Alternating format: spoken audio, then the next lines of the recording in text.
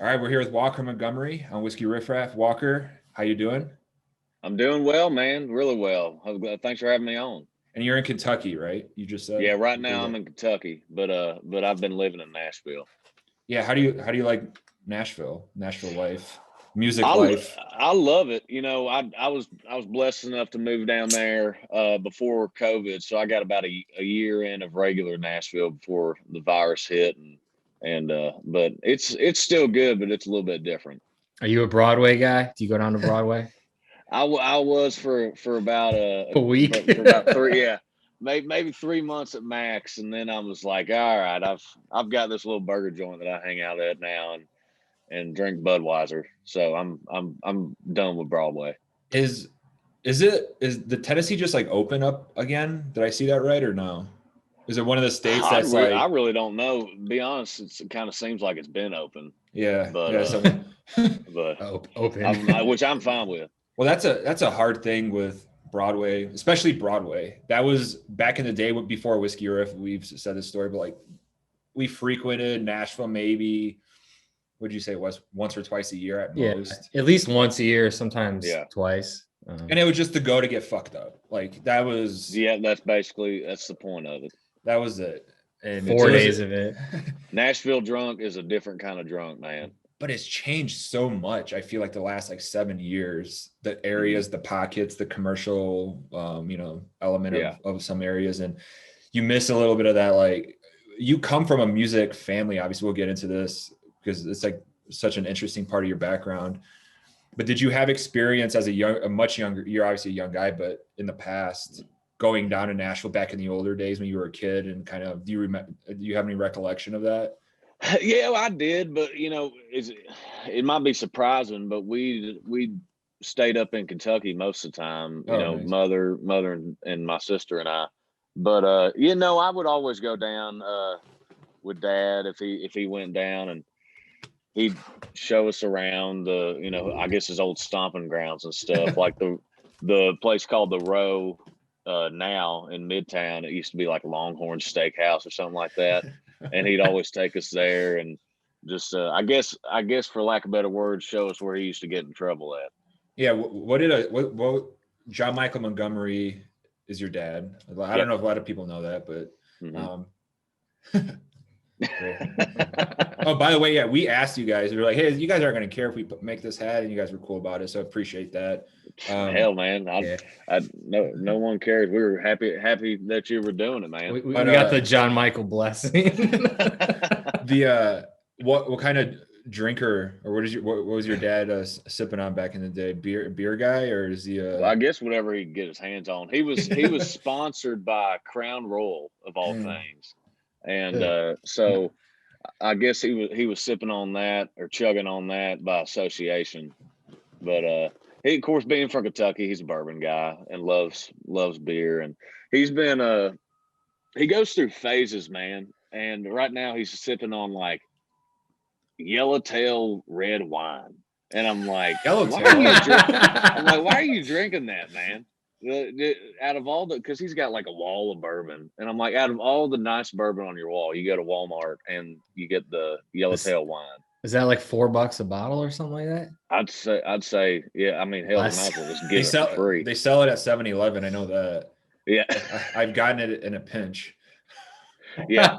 Hey, I do the same. Hey, desperate times call for desperate measures, man. Yeah, that's the '90s heyday, though. Like. Well, the bourbon thing, Wes, you were saying you saw, I didn't see the video, but Wes saw a video of something with you and bourbon. Yeah, I saw you doing a little blind tasting on YouTube. I was terrible at it too, man. Yeah, you were. Yeah.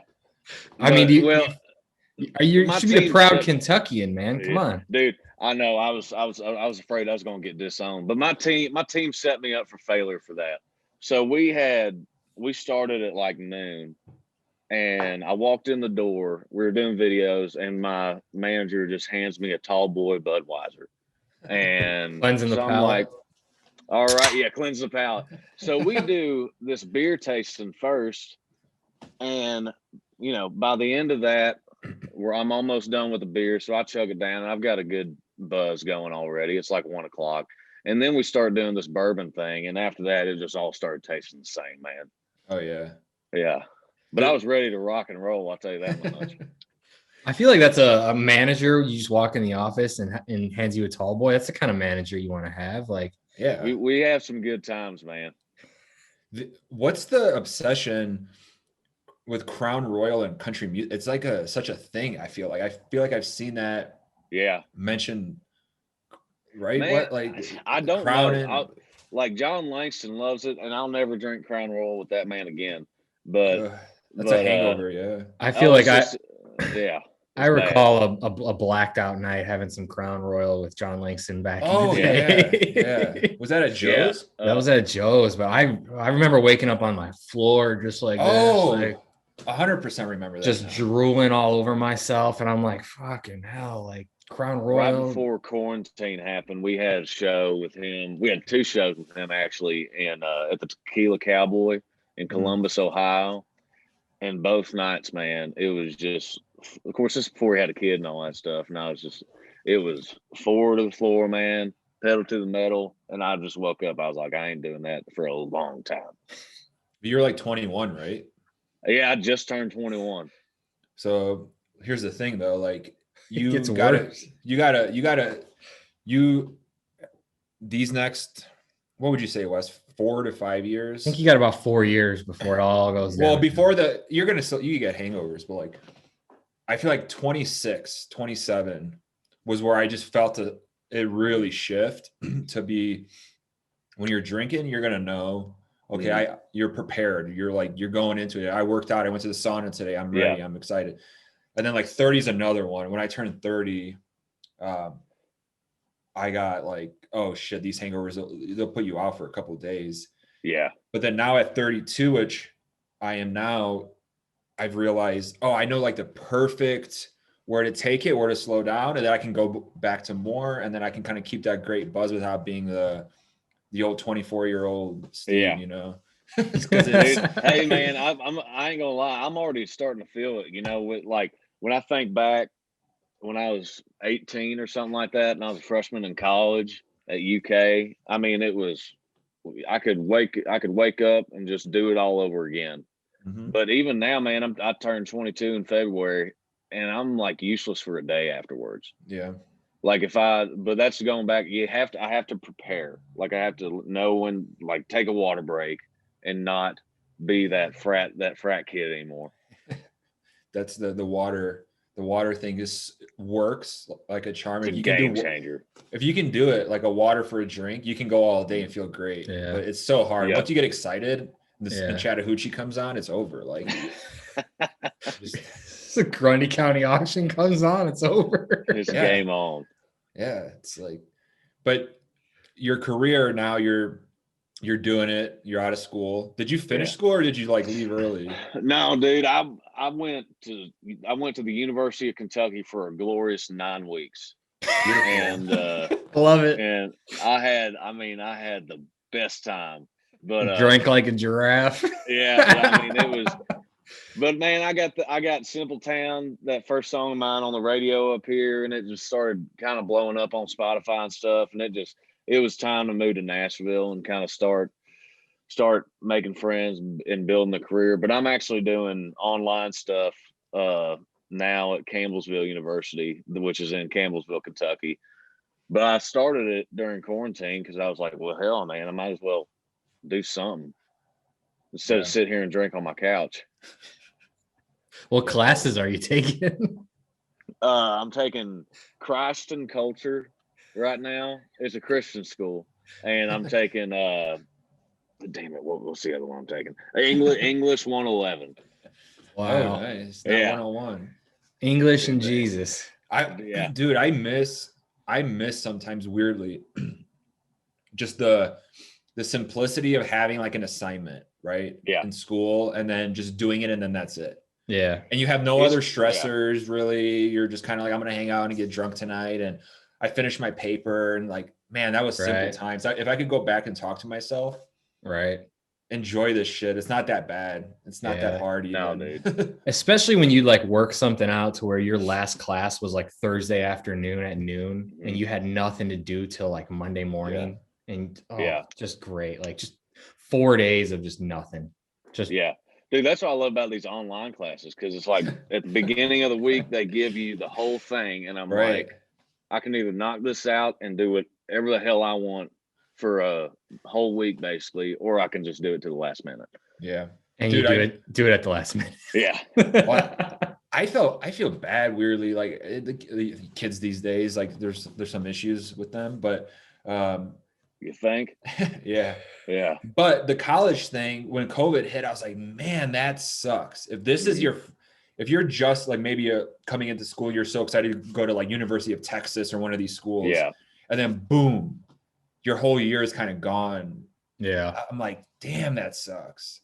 Like, I know it sucks for a lot of freshman people. years out the window. Yeah, like that whole process of being a kid and going to college, and it was like such a fun, semester or whatever for you. Like, but still, yeah. But still, like it's such an interesting time to think back to. And then like this year's been crazy. How was it COVID with you? You kind of just, what'd you do? Spend time trying to write, maybe trying to like think of like the next step, or? Yeah, I had to figure out Zoom, and I'm here, so I guess I did a pretty good job at it. But writing over Zoom, and I was lucky, my sister dates a guy named Travis Denning, so we kind of come up here and drank. I mean, we would literally wake up and we'd pretend we're like working on something at the barn, right? Right. But we had the bright idea of getting kegs. So we put a bunch of kegs in the walk-in cooler, and we literally like go up to the barn at like 10 o'clock in the morning, like move a couple things, and you want a beer? Twist some wrenches. And we just go pour beer, and do basically nothing all day. But it was a good time until I got really bored, and I was like, all right, it's time to get back on the road. Yeah. Is there anything in sight now for you this year where you're going to be able to play some shows? Luckily, we can kind of see the light at the end of the tunnel. It seems like we're releasing a bunch of songs. We got one coming out next month called Wouldn't Be a Country Boy, one coming out the month after that called Out of Nowhere. But I'm going out on the road. I got 8 shows in April. We just booked a show with Hank Williams Jr., which I don't know if I'm supposed to say that because it's in like August. You can say so that. I'm pretty pumped up. Yeah, who cares? I'm pretty pumped up about this year and just trying to get back to some form of normality. Yeah. Are you touring on the bus or are you in the van? Like, how are you doing it right now? It depends on the show. If I'm opening up, we will take the van, and if it's a big paying show, kind of headlining show, and fairly close, we'll take the bus. That bus, man. We're blessed to use it, but it's about $350 to fill it up every time. Fuck, man. Yeah. Jesus. That's a lot. What's your pre-show? Do you have any pre-show rituals? Or are you just kind of hang out, trying to chill out, have a drink, or? I'd say that's definitely part of it. But I don't want to go up there sloshed, but it's, dude, we've seen it. Yeah, it's crazy. Like you're so young, like you're just starting out, but there's those moments. If you heard, like, even in the past, like Tim McGraw quit drinking, but there's been, if you read about when he quit, like he was like, man, there were some times where I was going up there and it was like, obviously he completely stopped, but other artists that we've seen that are younger go on stage and we're like, holy shit. It's almost like a weird moment where it's like the night's fucked. Like, they make an ass of themselves. Yeah. And it's I don't even want to say it. It's not funny. It's like but they can make it funny if the personality fits, right? Yeah. So if they're messing up a song or something, they can kind of make it work. I mean, back in the day, there was a funny Luke Bryan video actually where he's covering Nelly, I think. Yeah. And then he's got long hair. This was probably like 10 years ago. It's just hilarious. Like, it happened, especially those like spring break, those like weird acoustic type things. Yeah. Like, even Willie Nelson one time, I think he said he got so high on the bus and he just walked up there and he looked around, like, he's like, no. He waved to walk right back off the stage. It ain't happening. Like, dude, that'd be the scariest to be like, it's one thing to be drunk but and just sloshing everything you say. Because you try and wing it then. You just like you go up, you're more confident. But if that weed hit you a little too hard and you feel that fireball in your chest, you're just like kind of why are all these people here? What's going on? Why is everybody looking at me, man? Yeah. What's going oh geez. That's fun though. Speaking of kind of your start and stuff and you're up like your dad I got the shirt on. You can't see it. 90s country fucks. I love that, dude. Yeah, we got to get you one of these. I love that. I just ordered some. I'm pissed, dude. I next time send us a message and we can get it to you quicker because I think it got kind of it's all good, man. Yeah, but we're happy to get you some stuff. But I appreciate it, buddy. We're huge. I mean, we grew up on 90s country, obviously, just our age alone, and that was our like first for me, especially like Wes as well, I think, but. The first songs we heard were kind of our parents, Alan Jackson's playing in the car or whatever. Yep, there he is. And there you go. Hey, that thing's badass too, man. Oh yeah, it was. I got George in here too, right over there. Yeah, totally worth it. Like your dad, it was just like is like a 90s legend, and for us, I mean, some of the songs I've listened to the most probably from that era are from your dad, and you kind of have a little bit of that sound. Is that just natural, or did you kind of see what was going on in the change and that sound coming back with like Luke Combs and some of these guys and say, oh, perfect. This fits me perfectly. And it's kind of what I do anyways. I think there was definitely some of that in there. And, when I moved to town, I learned pretty damn quick that my voice doesn't sound that good on a pop track. And thank God, right? Yeah. I mean, seriously though, it's like it was just what fit me, man. And I guess it was kind of perfect timing, like you say. But the good, if we make good music, I guess it doesn't matter. It doesn't matter what it sounds like, Yeah. Who are some of the guys right now that you kind of like look up to, like some of your contemporaries that you're more like, oh man, I really love what they're doing? Well, obviously, I love Luke Combs just like everybody else. But man, there's this guy named Randall King. Oh yeah, we had him on. We had him on. Yeah, and dude, he's just like, I feel like he's trying. He's kind of like the new. Y'all remember William Michael Morgan? Yeah. He has a song today. Yeah, he put a really good cover out today. Yeah, he reminds me a lot of what he's doing. Lainey Wilson's a badass. Mm-hmm. We love her. But yeah, she's awesome. She's awesome. But I mean, there's a bunch of. We're really blessed because we've got a pretty good crop of these young artists coming up, and Michael Hardy's a good buddy of mine, and he could fart in a microphone and they'd play the song, and. But I mean, hey, it's true, dude. Everything he touches turns to gold. I had to write that down because I was like, "This is gonna be a great clip." That's a funny clip. He's got fans, and he's with.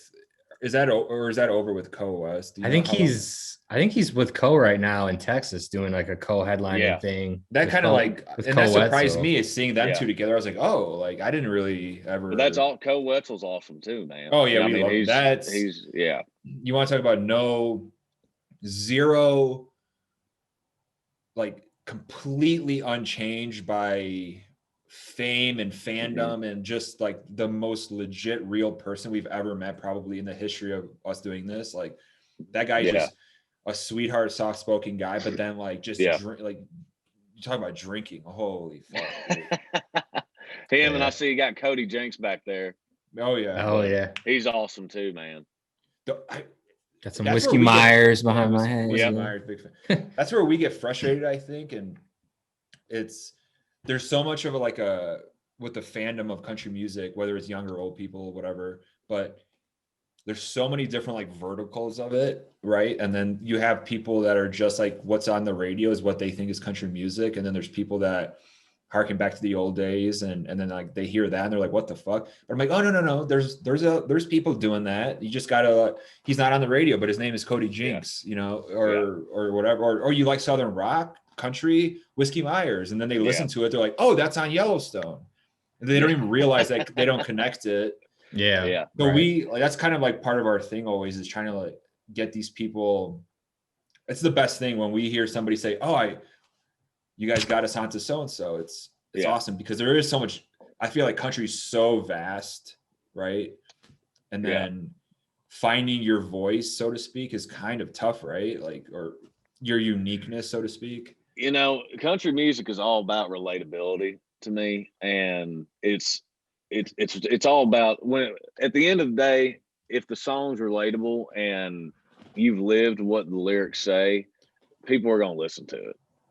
And and that goes back to Hardy, to Cody Jinks, you know, to what I'm trying to do. I'm trying to reach out to all those country boys, country girls that have lived that kind of American lifestyle and that classic American lifestyle. And I think we're doing a pretty good job at it. But if I can release songs that, you know, kind of change people's day or make them think back of some life experiences, and I did my job. Yeah, that's well said. I'm kind of upset though. I don't know if you don't have a drink on you right now. Dude, right? I don't, man. I'm on a diet right now. I've got to lose the COVID-19. Oh, did you gain? Did you gain a little bit? Man. But I mean, I'm probably a little fluffy too. Well, it's all right. I didn't gain weight weirdly, and I had a baby in May, so I didn't gain weight. Yeah. Did you had a baby? Or you physically had a baby? My wife had a baby. Yeah. That's a good point. Thank you. Yeah, because if she hears that over there, she's gonna say, "You mother." She's gonna stick her head in. What the fuck are you talking about? You had a baby. I saved you on that one, man. Yeah, but we had a baby in May, and with COVID too, it's like, oh, I'm gonna just blow up. I really didn't gain weight. If anything, I lost a little bit of weight because of the lack of working out as much. Yeah. So then I finally got a gym membership when I moved out here to Colorado. It's much more open than Chicago was, and I'm like, it was like demoralizing to see the decline in strength, physical strength, which is like, I was like, God. Well, you're a lucky SOB though, man. Yeah, I feel like it switched. I felt like I just got a little softer. Yeah. But the weight, I agree. I look like I just turned into like a runner. I got a little skinnier. Mm-hmm. But I just knew I got to get it off while I'm young, and and be able to lose the weight before that metabolism slows down. The hangover eating was like the worst. Mm-hmm. Oh, so, I definitely agree with that. Yeah, so like that's where you kind of get lost. But if you're on a diet, you can obviously no beer, but whiskey, and that's the tough part, dude. I know, right? But whiskey, tequila, George Strait's tequila, by the way, it's like the best ever. Like, yes, it is. Those people aren't paying us yet, but okay, it's okay. 0 carbs, right? So if you can handle drinking that on the rocks, like you're good. Oh yeah, I do it, man. Yeah, I'm a big Scotch guy too, which is kind of I just started to, and it's getting me.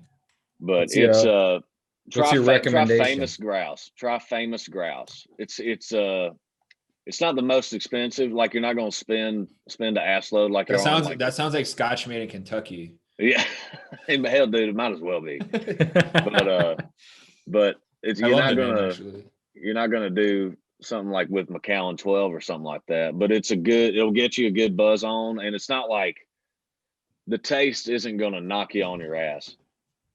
Yeah. Well, yeah, some of that smokiness, right? Like, it's a hard thing for some people to get used to. Scotch to me always kind of tastes like wood, and I don't know if that's a fair. Like if you just bit and chewing on some wood chips, like smoky wood chips that you'd put in like the pellet grill or something like that. It puts some hair on your chest, man. Yeah, I mean, absolutely. I don't got a lot of hair on my chest, but I should probably drink more Scotch, I guess. Yeah, I guess do that. But beer's the best, and beer's the best because you can also have it like a breakfast beer, like you were talking about earlier, drinking early. Is there any where St. Patrick's Day is coming up, and you talk about reminiscing on stuff and missing stuff? Sorry, my dog's going crazy. The old days, and you probably had these party days with Kentucky and stuff. Waking up at 6 a.m. and drinking on St. Patrick's Day type of thing. Yep. God, that's fun. those are the moments I miss. Like I would go to Wes's place. They were making pancakes and we're drinking from a keg at 6 a.m. You're done by noon. Yeah. But man, that's fun. Those are the days you miss. So like, I feel like I'm talking to my 10-month-old son. Relish these days. Relish these days. Get drunk while you can without it hurting. Man, so St. Patrick's Day might be like, I guess obviously after Christmas and all that stuff, it might be my favorite holiday now because right Christmas. Before COVID, we were out on the road with Josh Turner. And of course he doesn't drink or anything like that, but I do. So it's, but we were in Pensacola, Florida, and I guess I just didn't know it was St. Patrick's Day. I got off the van and it's 8:00 in the morning and the venue's right here. This Irish pub is right here.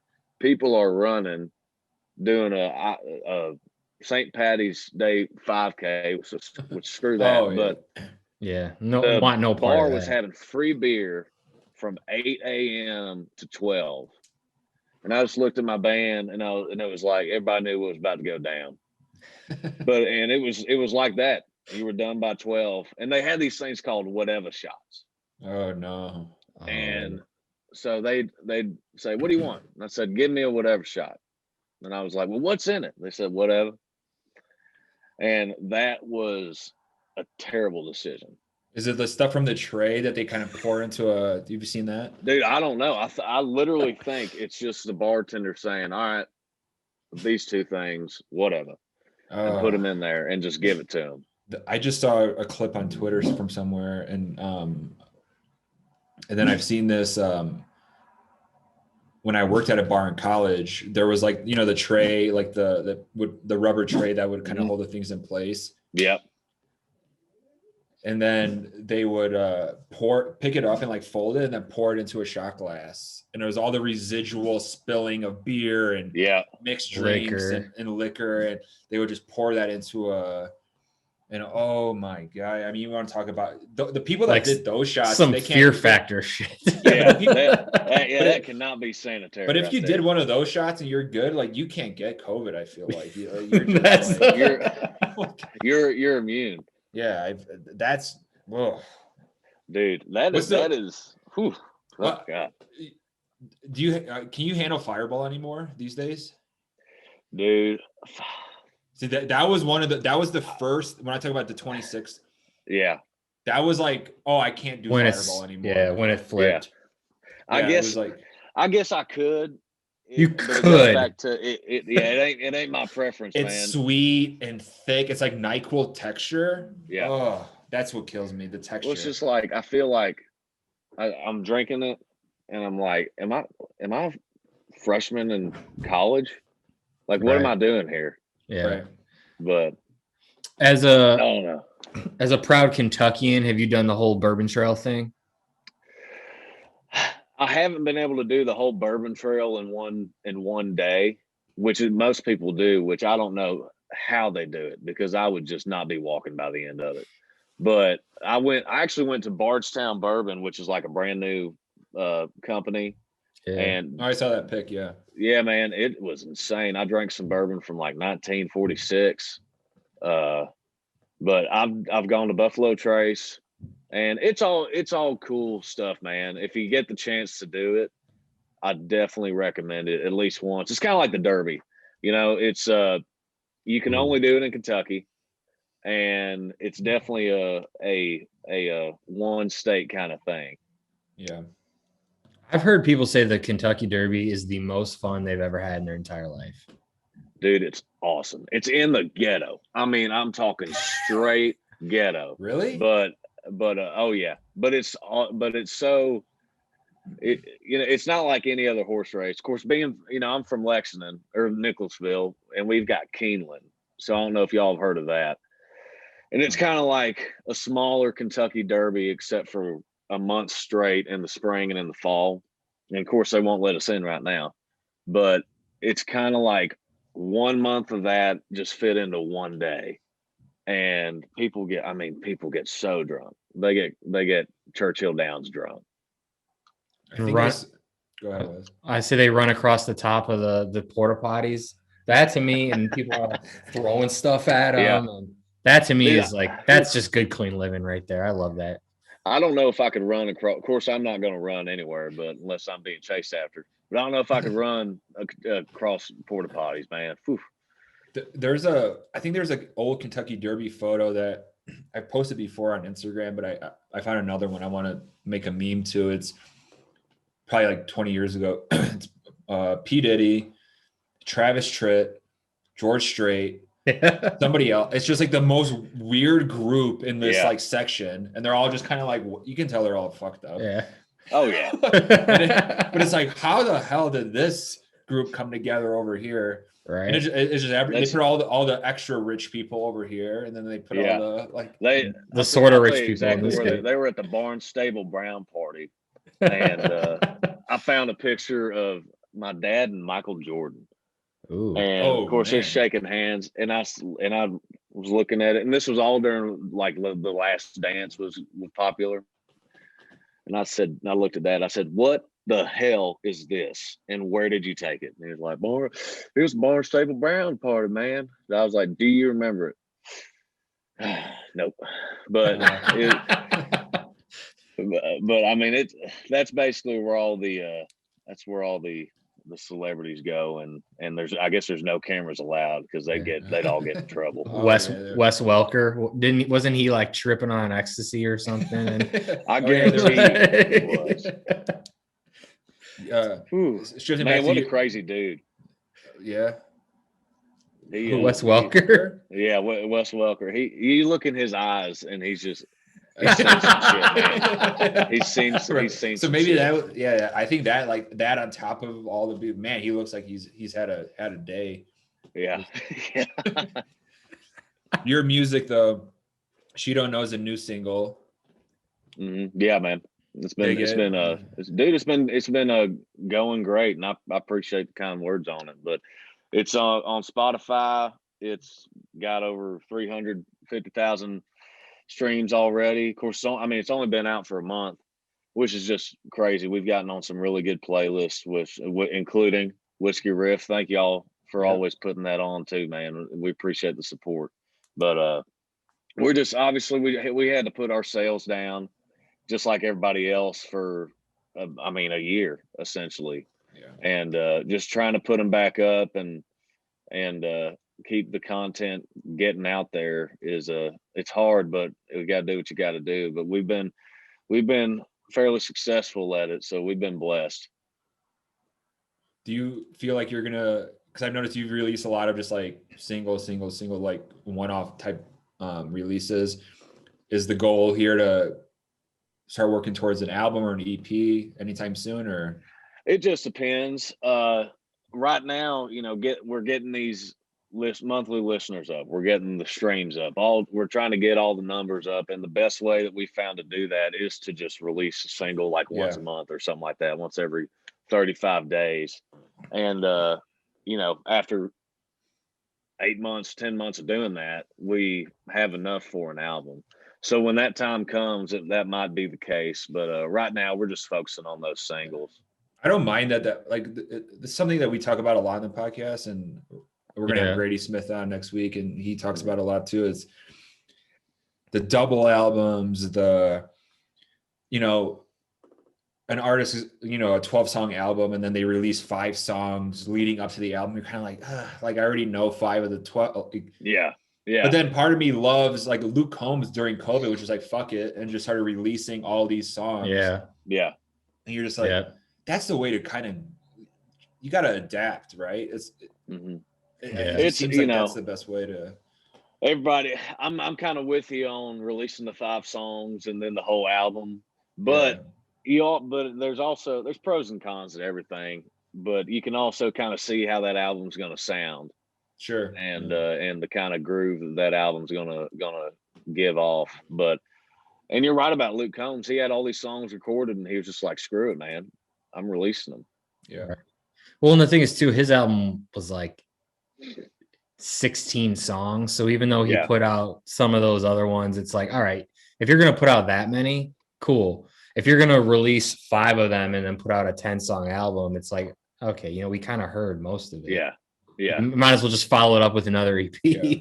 You know, but I don't know. It's like a weird mix. You gotta kind of find the balance, I suppose, right? Yeah, I think it's always about that balance, especially when you're kind of starting out and you're a rising artist, trying to go out, build a fan base, make a name for yourself. And but that's when those singles come in handy, because you're just throwing a new song in the fan base's face every month. Mm. Yeah. Right. Yeah. We saw recently you posted you were watching The Notebook on Instagram. I saw you post this. Are you a big rom-com guy? Because The Notebook's a classic. Absolutely. Dude, yeah, man. Is that is that a rom-com though, or is that just considered a drama? Yeah, I guess, I don't know. It's not that funny, I guess, but yeah. But that style of movie, come on, that's great. Man, shit. I ain't gonna lie. I love it. I love can it. Get down with The Notebook. I love it. Like I can't. I'm trying to think. Like I remember my sister used to watch. What was it called? Like Pretty Little Liars. I think that was what it's called. Pretty Little Lies on or something like that. I don't know. Nicole Kidman. Maybe. And I could never get into any of that kind of stuff. But I love a good rom-com. Yeah. Dude, like if Matthew McConaughey. Yes. Early 2000s Matthew McConaughey, dude. I watch it alone. I don't care. What's the Texas symbol? What do they do? I think it's just horns up. Yeah. Fucking love that guy. Yeah. Dude, How to Lose a Guy in 10 Days, Failure to Launch. Yeah. Ghost of Girlfriend's Past. That's an underrated one. And then his career went like this, but that's the starting point right there. Yeah. The rom-com. But he got to the point where he could do whatever the hell he wanted. Yeah. He shut that down after a while. And was I'm not going to be the rom-com guy anymore. I find that so fascinating. It's not like it's different than country music, where it's like in acting, you see some actors, they're doing like bad movies. Yeah. And then they'll do like, okay, I'm going up now. Mm-hmm. Or they stay with like a certain style of movie, like he did for a while with the rom-coms, and then all of a sudden he's winning an Oscar for Dallas Buyers Club. Yeah. But in country, like I think it does best when people like stick to their guns and kind of go about it. Leonardo Dicaprio is one guy that like doesn't do bad movies. He just like doesn't do it. He doesn't do a movie just to do a movie. No, but some people do, and was it Samuel L. Jackson or somebody was like, yeah, sometimes you just do a movie because you want to buy a house. Yeah. Somebody said something like that. Yeah. So it was like Snakes I on a read Plane. his book, man, and or I listened to his book. I started reading it and I was like, oh, it's okay. But then I started hearing that the audio book was just insane. Oh, that's got to be better, right? He's reading it, man. It was it's like he was just reading you a lullaby, dude. And I was like, I love you, Matthew McConaughey.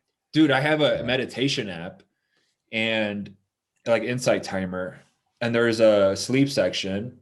Yeah. And there's one section of the sleep section is bedtime stories. And I'm just like one night, just like put my AirPods on. I'm trying to fall asleep. And it's like Matthew McConaughey telling like an hour and 20 minute story about some like cottage in the woods. And I was like, what the fuck? I was like, how is this on here? So I put it on and dude, yeah, I know. And I was like, because everybody on there is just like these like hippies and like whatever. Yeah. And then I put that on there. I put it on and fucking he's like, out.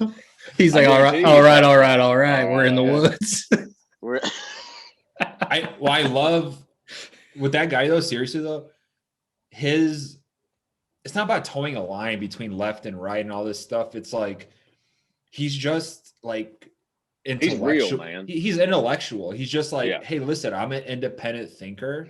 Mm-hmm. The Rock is a lot like that to me too. Like these big celebrities that are like still, they haven't been completely like transformed by the fame and the money. They kind of still hold their, well, sometimes I go this way, sometimes I go that way, like, and they're honest about it. And I'm like, man, that's refreshing. Yeah. If they try to get Matthew McConaughey more. Yeah, go ahead, sir. Yeah. Well, I think we need more people like that. You know, I think it's just nice. I guess places of power or whatever, because I think most Americans kind of are like that, you know. I swear, it's like the majority of people can find similarities with people from different angles, different sides, different political spectrums. Yeah. But you go on Twitter and it's like, no, like that's not the world. No, Twitter's not the world, but people try to make it feel like Twitter. That's what it is. Like it's not. Like there's a lot of people like ourselves, it sounds like, that I can talk to somebody from a completely different background, somebody that's far left, far right, in the middle.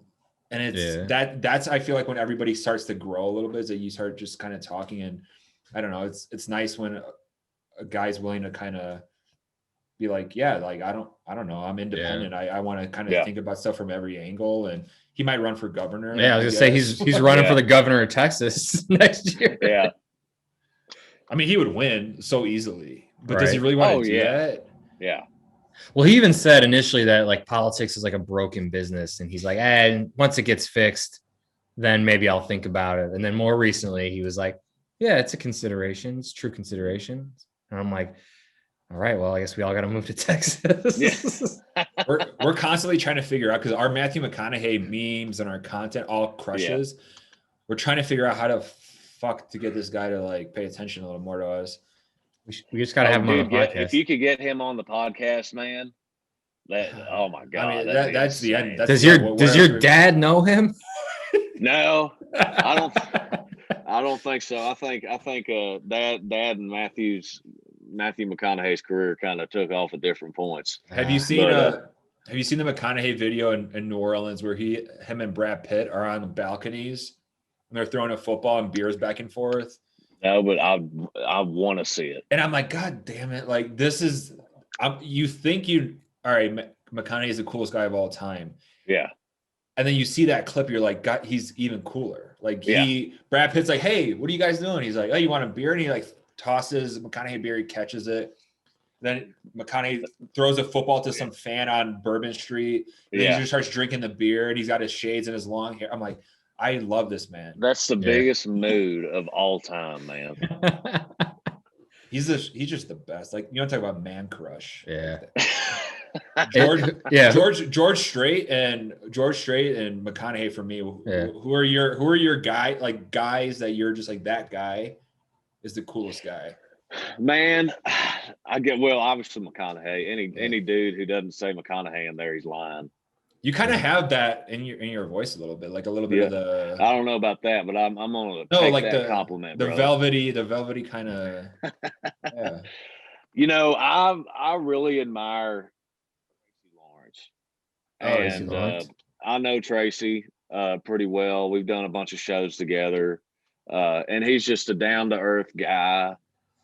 He likes to have a good time, but he's always got that balance, man. And Troy Gentry was that way too. And I'd say definitely Troy is one of those guys that is just, good dad, good friend, good businessman, but he still would go and, cut up, and he wasn't buttoned up all the time. But definitely Troy's up there too.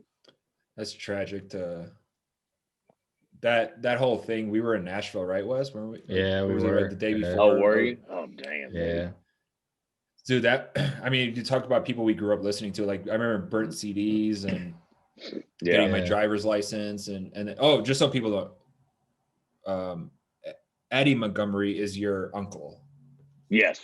So some people might not know the connection. Mm-hmm. But when that happened, it's just like, oh my God, like I remember Tin Roof. We went to that night. We went to Tin Roof. It was dead, and then they started playing like they started playing Montgomery Gentry songs all night, and there was nobody in there, and me and Steve just sat there like drinking and just like, dude, I'd get so drunk and listen to Montgomery Gentry songs. Like, and I still can't believe it sometimes. For me, it was such a like high school like burnt CD. I was putting Montgomery Gentry Speed in My Town and all these songs, and just like I even said, a while back, but like I don't care how much you hated your fucking town. When My Town comes on, you're like, damn right, man, that's my town. Like it's just like even if you hate it, you're just like, it gives you that sense of like, But such a.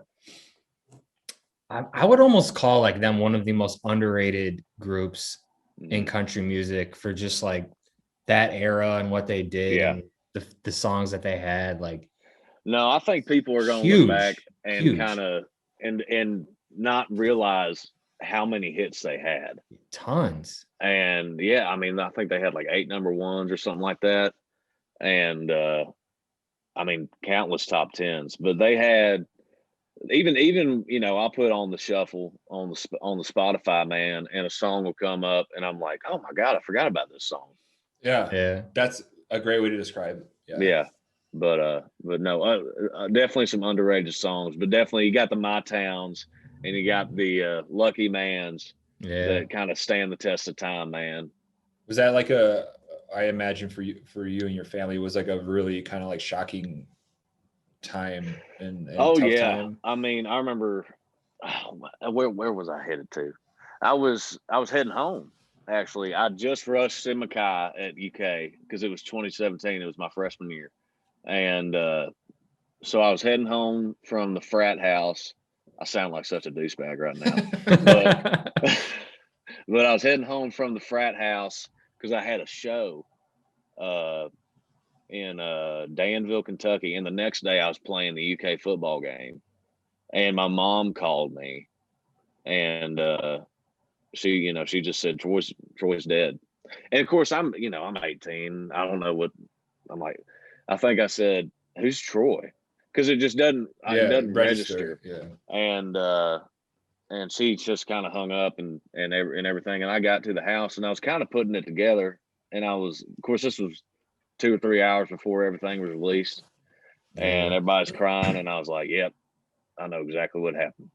But, it's he was a great dad and a terrible loss. But of course, I talk to his family all the time. Taylor Gentry, who is his first daughter, is one of my best friends. Kaylee Gentry, she's about to graduate high school. But just great folks, man. And like I said, it was a terrible loss, but he's a well remembered human. Oh, yeah, absolutely. And speaking of some of your cousins, is Dylan Carmichael one of your cousins as well? Yeah, man. So Dylan's my first cousin. So there's Eddie, and then there's John Michael, and they have a sister. Yeah, and that's Dylan's mom. Huh. And man, what a good dude. What a singer, dude. Great dude. Yeah. He sounds a lot like Eddie, man. Yeah. So do you a little bit, but like I can. Well, I mean, you get a few drinks of me, man. I start getting that. Yeah, man, that Eddie stuff coming out. And but no, man, he's got a voice that cuts through the speakers. Of course, I get he's got a song out now about, I guess, like getting wood or something. Oh no, sawing logs. And I listened to it, man. I was just like, oh my God, that's so funny. Yeah. I mean, I think it was like a TikTok thing where he kind of just teased it as like a joke and was like, what do you think of this one? And then it like exploded, and you're like, all right, let's put it out. Yeah. But, dude, that's how a lot of songs happen now, man. Yeah, TikTok's unfortunately, just blowing up. Are you on TikTok? Good and bad, yeah. I am on TikTok. I'm not good at it because I'm not the most technological guy in the world. I know how to post on Instagram, and all these things, but I can't get down editing the videos and stuff like that. And my team was like, hey, so I'm rebuilding Rolls Royce right now. And oh wow, because it's a 71 Silver Shadow. Wow. But when you think of Rolls, I say Rolls Royce, but it's in rough shape. So I was like, it ain't the immaculate Rolls Royce that you think of. But I rebuilt a 47 Dodge last year, and I'm getting on this right now. But my team was like, do TikToks of you restoring it. And I was like, all right, I can do that. And every time I watch it back and I realize I messed something up, and I always do the voiceover. I remember the last one I did, I accidentally hit record and I was holding my phone, and all of a sudden it was just like this because I was walking around, and I was like, oh, damn it, Walker. So I just voiced over. I didn't mean to record right here. I'm still figuring this out. But it's just, and then like the music shuts off 30 seconds in. It's too much for me to figure out. Dude, I swear, like we use it kind of to post some of these funny videos and stuff, but we've talked about this with a lot of young artists like yourself, and there's good that can come from it. I think like we've met some really awesome artists that are like independent, like Texas guys and gals, and like they kind of like blow up but are legit, like legit artists. And then you have the other end of that spectrum though, where it's just crap. It's just like it's a play on like words almost to get like a 30-second clip on where people latch on to some one line of a lyric, and it's like it becomes a gimmick. It's a gimmick. And then I'm like, you actually don't like, I understand that you just got 2 million views on that, but you probably can't sell out a Potbelly's sandwich place. Well, and there's a difference between TikTok famous and famous. Or just legit underground grassroots like fans. Like it's so obvious. Like we've seen it so much, and we became a little bit jaded. Like we're like, I don't want to say anti-Nashville completely, but we never went to Nashville. We never did the thing. Like we didn't need to. In fact, like us avoiding Nashville kind of helped us grow, because country fans are very widespread and go past like the Nashville world. So some of that TikTok-y thing, it's like, it's cool. Like I like to be able to go on there and see some like cool clips and like learn about somebody new that I maybe haven't heard of. But a guy rebuilding a Rolls Royce, I'd be like, oh, that's neat. Oh yeah, no, absolutely. Actually, I think that's a cool idea that you guys did that. But like the other end of that spectrum, like I said, it can get really annoying, especially when an artist, maybe they're not utilizing it enough and they're like, oh, I got to use this now, because you start to see some random shit song flies up to number one on iTunes. You're like, what? What's going on right here? And you don't actually have like fans. These aren't fans. These are just, this is an algorithm shooting and that's all it is, dude. Yeah, it's just an algorithm. But hell, everything in the world's an algorithm now. You know.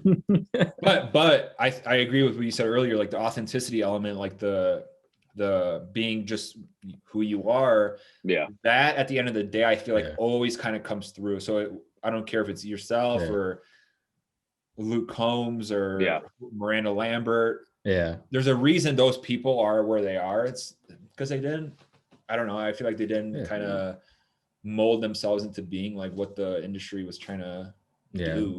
They're just themselves and they're relatable. It's all about relatability. And I don't post as much on TikTok because of that. I think, I don't want to just post something to post something. If I'm gonna post an acoustic thing or like if I'm gonna post something, it's gonna have some kind of purpose. I mean, that's a good way to go about it, I think. But so before we let you go, what's the next? Spring's coming up, summer's coming up.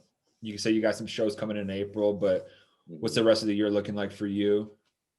Just trying to get back on the road, man. Releasing songs. We're releasing 2 songs over the next 2 months. One called "Wouldn't Be a Country Boy" next month, and then, or I guess it might be this month. But no, wait, no, I don't know what I'm doing.